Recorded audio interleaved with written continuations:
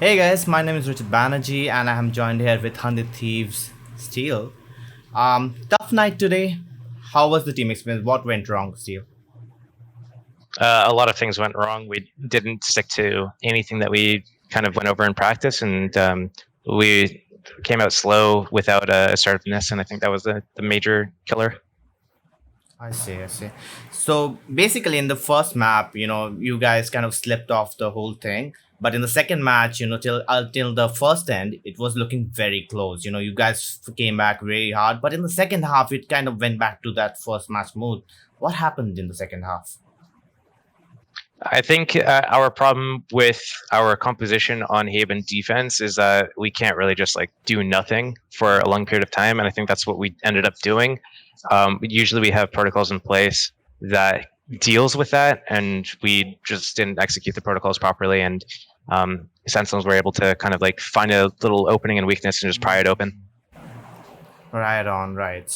So, Steel, so, you have picked up KO in most of the matches, in some matches, and it has impacted the games very much. How did you adapt to him in a short span?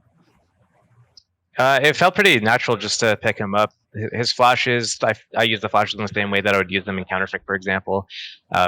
Basically, setting up my team, finding these flashes where enemies can't really react to them in turn, so they're going to get blind. Flash behind my teammates, so they're fighting, and the enemies are going to be blind, but my teammates won't be. Right. And then with his knife, I feel like the lineups are pretty easy. You just find like a spot that you like commonly find yourself in, and then you find out like the core positions that you want to have the knife land, and then you find something to line it up with, and then that way I'm able to kind of either use the knife for info or to disrupt like an execution. And in the previous two matches against NB, sorry, not NB, Phase and Xset, I feel like the knife value is very strong, Mhm. and we didn't get the same value today out of it, though, unfortunately. Right on. So let's talk a bit about a player like Asuna in your team, right? So you are the IGL. So what are the inputs do you give a young player like him? Do you let him go and do his own stuff, or do you like kind of guard him off and like say, okay, so you do this, you do that? How is the like protocol there? There's definitely like some sort of direction for him, but basically, when you have a player on a duelist agent in this game, you kind of like set them up to just be like, where do you want to go? What are you feeling comfortable with? What angles do you like to fight? And so it's like a part. I'll need him somewhere in some certain round because we're going to like have him funnel the enemies into us somewhere else, or if we want to funnel them into him, we'll put him in a specific position. But there's other rounds where it's like we don't really have a specific read of what the enemy's doing, or they're just like working it very slow and they're not committing anywhere right away. And then it's basically like there's no wrong answer. It's just where do you want to go? Do you want to go here, here, or here? And then wherever he wants to go, we'll try to figure out like how to like fill the gaps in whatever's like missing and see if we can help him get the kill or get away after he gets the kill. And that's generally the approach. That's on our defense. And then for attack, it's just like if we decide that we want to finally like end somewhere, he's usually the first one in, and we try to like go as close to him as possible. Traditionally, we've been pretty bad at it, and we're just running. Just everyone's trying to use some supportive ability when they should just be gunned out, running in with him. And I think more recently we have been generally better about that.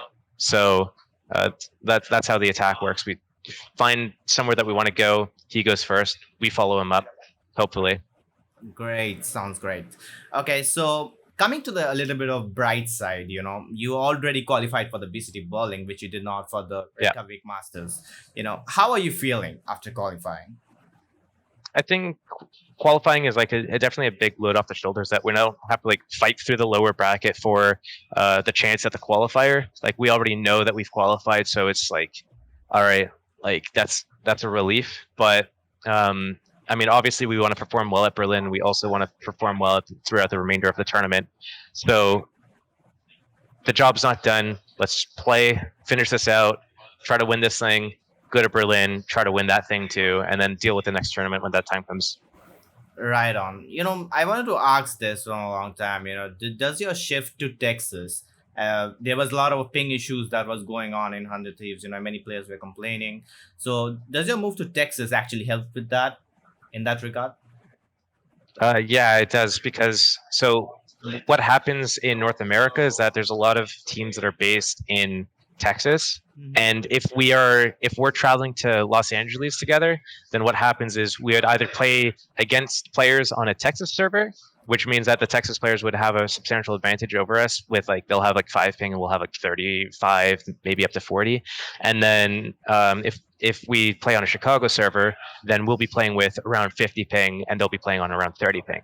So either way, anyone who's based in Texas has a severe advantage over us. So basically, we said like, okay, instead of going to LA, if we're going to go in person, let's go to Texas instead because that will level the playing field.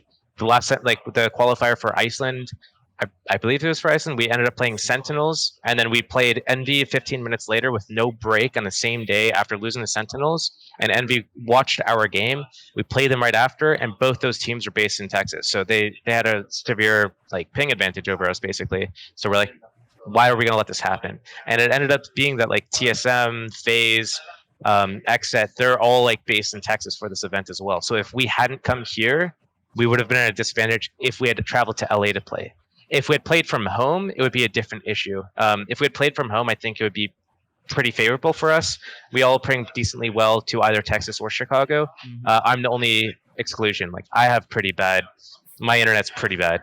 I have like really high ping, and I was getting packet loss because there was an issue with the ISP's line. They finally fixed it, but I had to complain to them about it and like show evidence for it for like a month. Like the issue was lasting for a month and a half, and I had to show them like for weeks. I would call them like every day, every other day, and say, "Is she still here? Here's like evidence for it." They finally sent out like a tech. They identified it. They had to get the maintenance guys on it. It was a huge ordeal, but finally, I'm not getting packet loss anymore. So playing from home is not going to be as bad anymore. Sounds great, man. Okay, last question. Okay, so you all already qualified for VCT Berlin, as I mentioned earlier. Yeah. Is there any specific team that you're looking to face personally? You know, you're excited to face? There's no specific team that I'm looking forward to playing against. I think that any team that provides a challenge and makes me like think and like have to learn something like a new look type of thing, and it's like, whoa, I haven't had to deal with this before, and that's like a kind of like a fun challenge. Those are the types of teams that I'd like to play against primarily, because those are the most fun games usually. Right on. Okay, so thank you for the interview. Hope you have a next great match. You know, you recover soon. Okay, great, thank you. So hey guys, my name is Richard Banerjee, and I'm joined here with 100 Thieves Asuna. Asuna, tough game today. How is the team atmosphere after the match?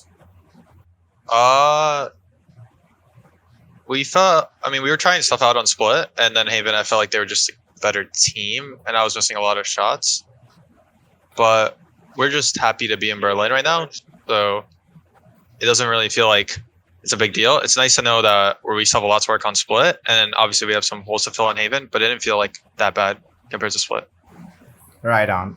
Okay, so you know, 100 Thieves have been one of those teams, you know, whose pistol rounds have been really, really good. You know, unfortunately, didn't work in this match. But how do you view your team's first game strategy, like in the early game? I mean, I like what we do in the beginning of the round. I feel like we're just trying to work the map, and then yeah, I mean, it depends on what's like happening around, but we just try to work and figure out what the other team is trying to do, and then we try to adapt off that. But it's sometimes really hard to find out what the team is like doing, and they change, and then like it's really difficult for us. But yeah. Right on. Okay, so in one of the past interviews, you know, Hiko mentioned that you are not quite ready for upcoming LAN tournaments, you know, considering you have played only 1 to 2 offline tournaments. On that topic, how prepared do you feel going into the VCT Berlin? I feel pretty prepared. Not much. I mean, yeah. I'll figure out once I'm there. Sure, yeah. So, you know, it's been a while, but in the last VCT, you cracked a 48 kill game, you know. So, on reminiscing on that, what went so good for you in that match? I think my shots were hitting. My team had confidence in me playing Reyna. Whatever map I'm like playing Reyna on, usually my team believes in me, and it gives me a lot more confidence when I'm playing, and then they set me up, and yeah. Yeah. I mean, I'm playing Reyna, so I'm just taking a lot of fights and winning them. Right. So, last question: what are your expectations from your first LAN tournament? I mean, my expectation will change once we play these European teams, but I expect to have enough points to qualify for champions, however much that will be, and I expect, like, in all honesty, right now, like top 3. I expect us to do better than the 3rd NA team right now, and then obviously we have a lot of work to catch up to Sentinels, but that's, yeah. My goal is just to be better than the 3rd NA team in placement wise, because then we would make champions. Absolutely, absolutely. So, okay, thank you for the interview. Thank you.